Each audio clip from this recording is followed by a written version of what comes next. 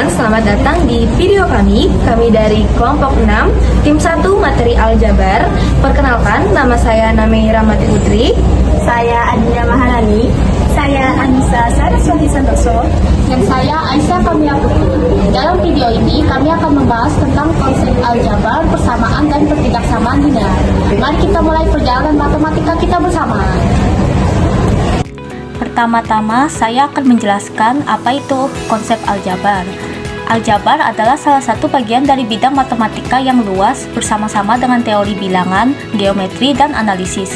Berikut contoh penulisan aljabar, yaitu 3x per 2 ditambah 5 dalam kurung x kurang 2 di dalam kurung x minus ditambah 3, 4a per 3 tambah 3a per 2 tambah 2a plus 1. Selanjutnya ada bentuk-bentuk aljabar. Yang pertama, variabel.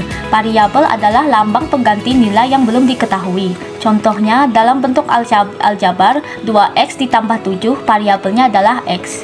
Yang kedua, ada koefisien. Koefisien merupakan angka yang biasanya mengiringi huruf atau variabel.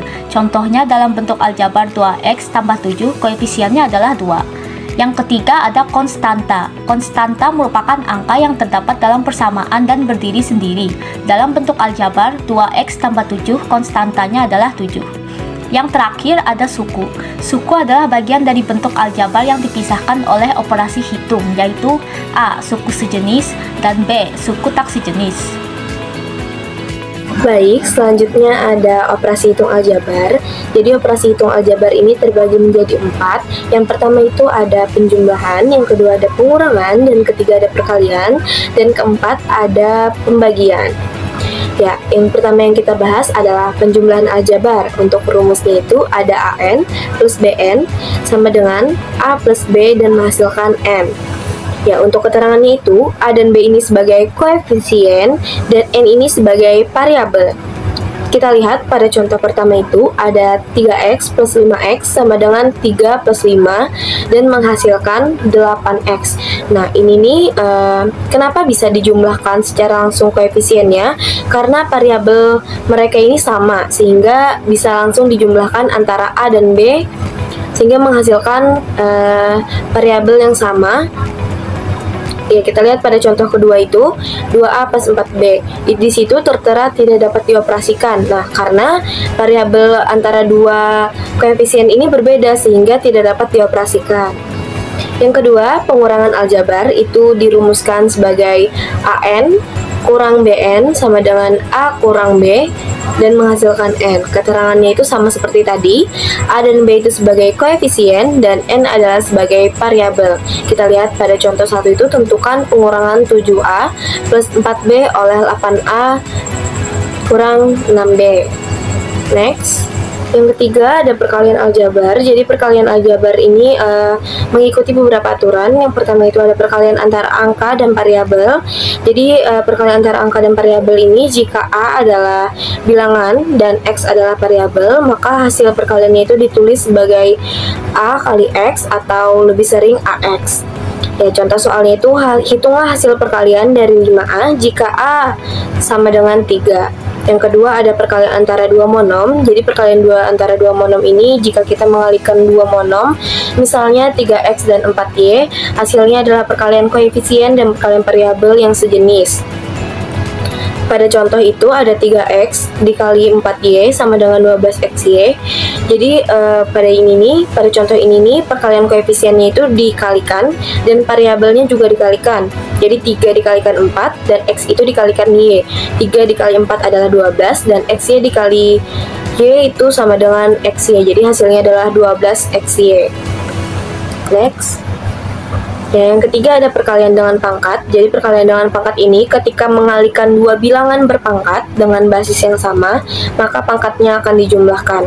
Pada rumus ada x pangkat m kali x pangkat n sama dengan x pangkat m dan pangkat n itu ditambahkan.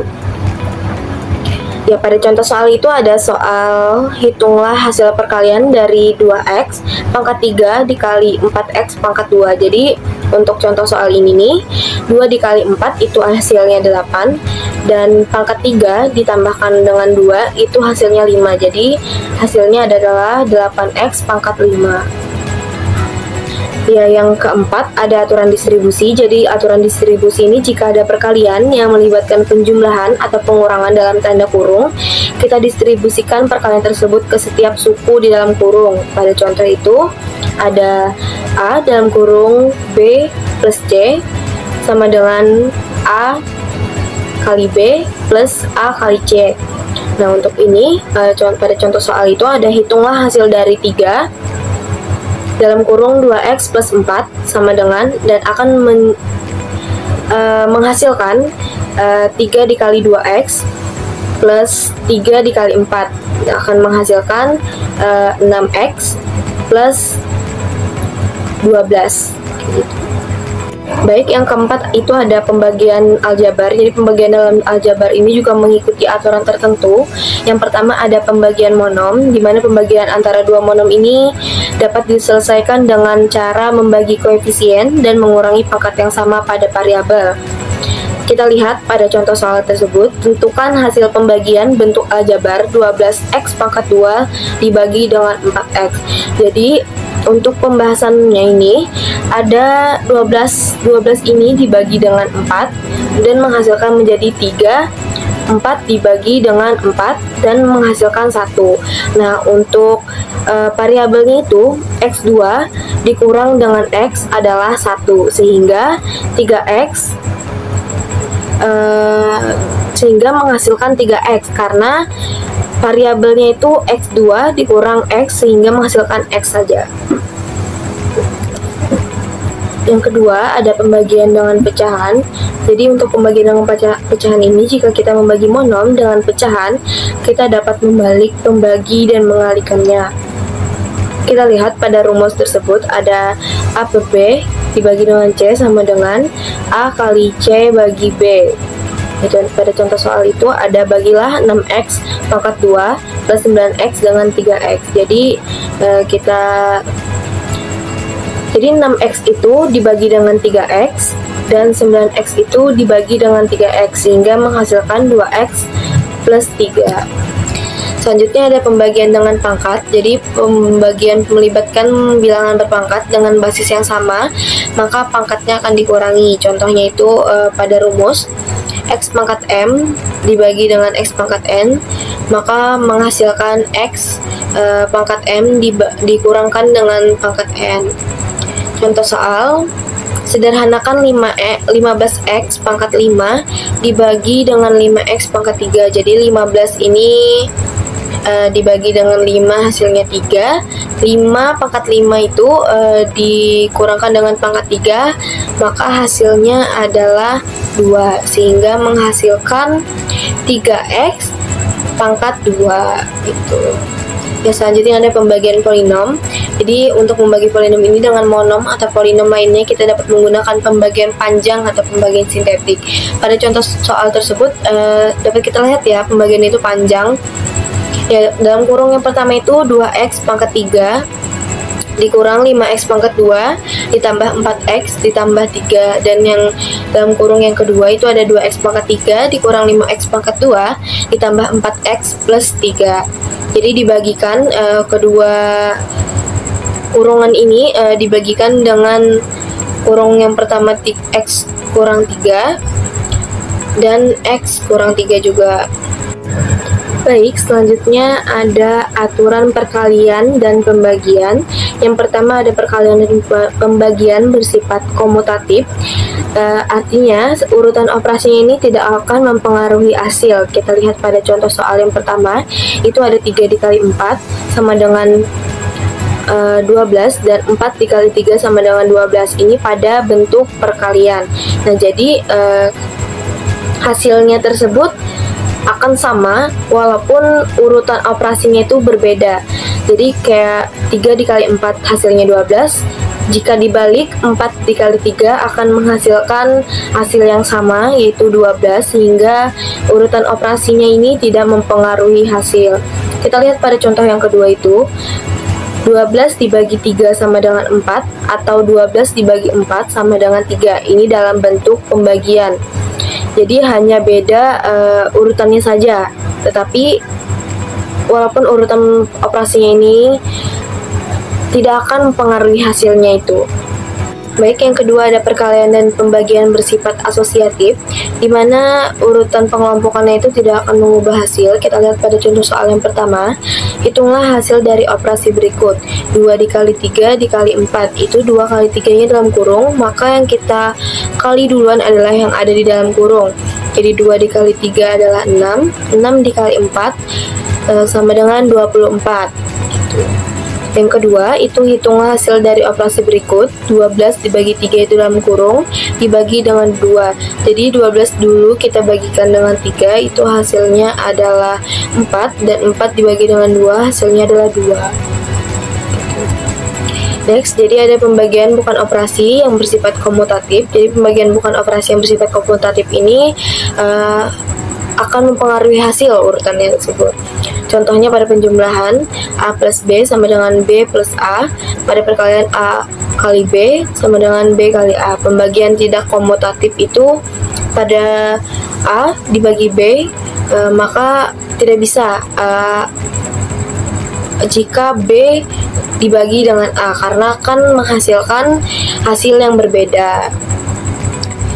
Kita lihat pada contoh soal, hitunglah hasil dari operasi 12 dibagi 4. Jadi 12 dibagi 4 itu ada 3. Nah, jika 4 dibagi 12 itu maka menghasilkan hasil yang berbeda. Nah, karena itu operasi yang bersifat komutatif ini urutannya itu akan mempengaruhi sehingga tidak menghasilkan hasil yang sama, maka akan mempengaruhi pada hasil tersebut. Assalamualaikum teman-teman, kembali lagi dengan saya Anissa Saraswati Santoso, yang mana di sini saya akan menjelaskan kepada kalian semua mengenai persamaan dan persamaan linear dua variabel. Pertama-tama di sini saya akan menjelaskan kepada kalian mengenai persamaan linear dua variabel. Sebelum ke contoh soal, di sini saya akan membahas terlebih dahulu mengenai pengertian dari persamaan linear dua variabel itu terlebih dahulu ya. Di sini, persamaan linear dua variabel atau dalam matematika itu biasa disebut dengan SPLDV, yang mana itu merupakan suatu persamaan matematika yang terdiri atas dua persamaan linear PLDV yang masing-masing bervariabel 2, misalnya variabel X dan variabel Y. Ciri-ciri dari SPLDV ini ialah 1. Sudah jelas terdiri dari dua variabel. 2. Menggunakan variabel pada SPLDV hanya memiliki derajat 1 atau berpangkat 1. Kemudian ketiga, menggunakan relasi tanda sama dengan. Dan yang keempat, itu tidak terdapat perkalian variabel dalam setiap persamaannya. Nah, rumus dari persamaan linear dua variabel ini ialah AX ditambah BY sama dengan C. Nah, kemudian selanjutnya kita akan membahas nih tentang metode penyelesaian dalam sistem persamaan linear dua variabel. Metode penyelesaian ini terdiri dari dua, yaitu metode substitusi dan yang kedua adalah metode eliminasi. Pertama-tama, saya ingin menjelaskan lebih dulu mengenai metode substitusi. Metode substitusi ini merupakan salah satu cara menyelesaikan SPLDV dengan cara mengubah satu variabel dengan variabel dari persamaan lainnya. Di sini ada contoh soalnya, yang mana tentukan nilai variabel X dan Y dari kedua persamaan berikut dengan menggunakan metode substitusi matematika. Nah, untuk contoh soal ini, yuk mari simak video berikut.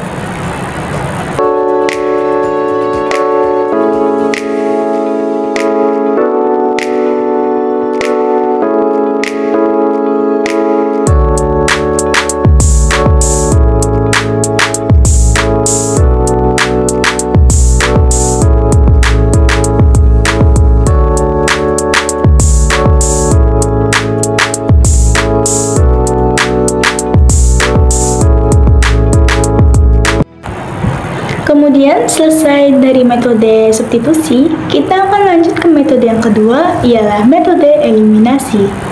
Nah, penyelesaian SPLDV ini dengan menggunakan metode eliminasi itu adalah dengan menghapus atau menghilangkan salah satu variabel dalam persamaan tersebut. Misalnya saja, variabel dalam persamaan ini kan ada A dan B. Untuk mencari nilai A, kita harus menghilangkan nilai B terlebih dahulu. Nah, begitupun sebaliknya. Jika kita ingin mencari nilai B, maka hilangkan nilai A terlebih dahulu. Untuk contoh soalnya, itu ada tentukan nilai variabel X dan Y dari persamaan berikut dengan menggunakan metode eliminasi. Untuk contoh soal ini, yuk simak video berikut.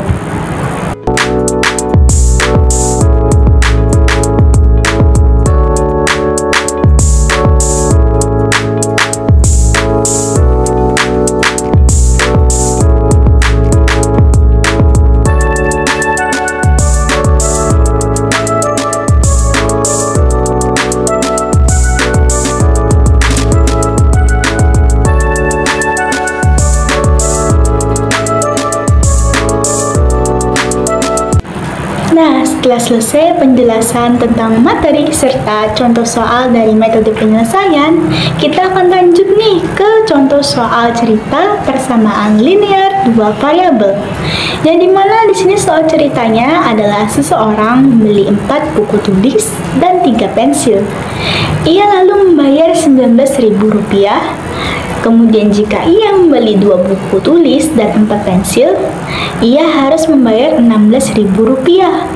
Tentukan harga sebuah buku tulis dan sebuah pensil. Untuk penyelesaian dari soal cerita berikut, yuk mari simak video berikut.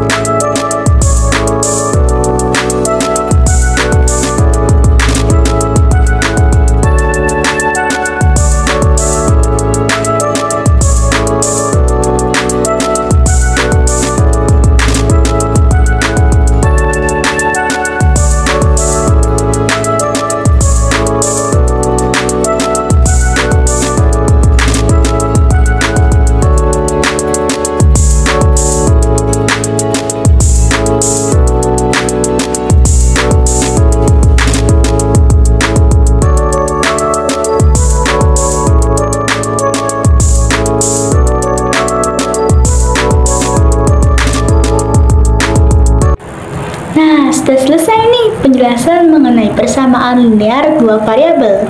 Kemudian kita akan lanjut ke pembahasan berikutnya mengenai pertidaksamaan linear dua variabel. Di sini pengertian dari pertidaksamaan linear dua variabel itu adalah suatu bentuk pertidaksamaan yang melibatkan dua variabel. Biasanya itu dilambangkan dengan XX dan YY yang memiliki derajat 1. Kemudian ada pun ciri-ciri pertidaksamaan dua variabel ini ialah 1. Mengandung dua variabel yang berderajat 1. Kemudian yang kedua, menggunakan tanda ketidaksamaan seperti lebih, kurang, kurang dari sama dengan, atau lebih dari sama dengan. Dan yang ketiga, itu adalah grafik dari pertidaksamaan ini akan membentuk daerah pada bidang koordinat yang dibatasi oleh garis lurus. Nah, rumus dari pertidaksamaan linear dua variabel ini adalah AX ditambah BY kurang dari sama dengan C, yang mana contohnya adalah X ditambah 6Y, kemudian kurang dari sama dengan 24. Nah, kemudian selanjutnya adalah langkah-langkah penyelesaian pertidaksamaan linear dua variabel. Langkah-langkahnya ialah berupa 1. Tentukan persamaan garis. Di sini ubahlah pertidaksamaan menjadi persamaan untuk menemukan garis batas.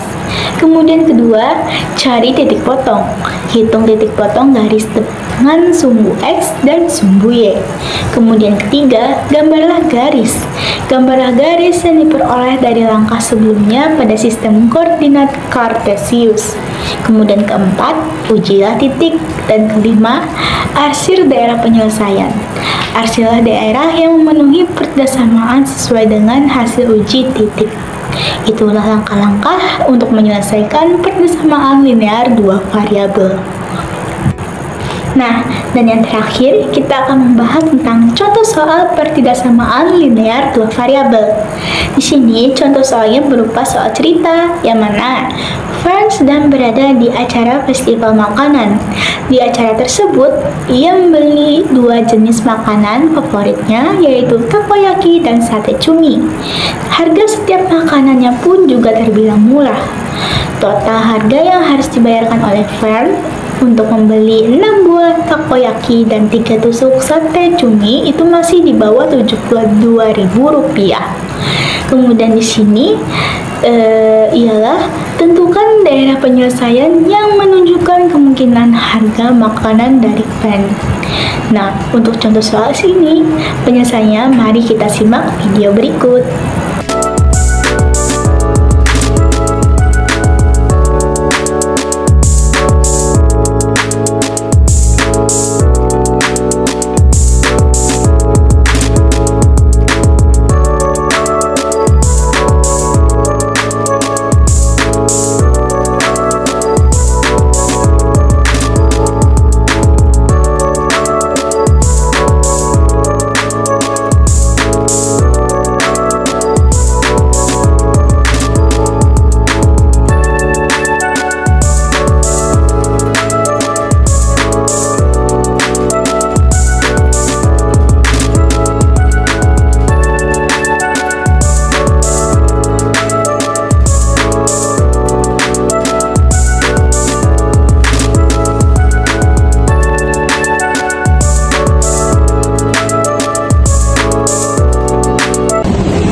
Sudah selesai ini perjalanan matematika kita semua. Kami harap dengan adanya video kami ini dapat membuat kalian semua mengetahui lebih dalam tentang konsep aljabar, persamaan, dan pertidaksamaan linear.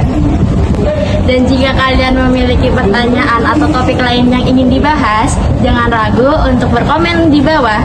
Dan jangan lupa untuk like dan subscribe biar tidak ketinggalan video kita yang lain. Sampai jumpa dan tetap semangat belajar matematika.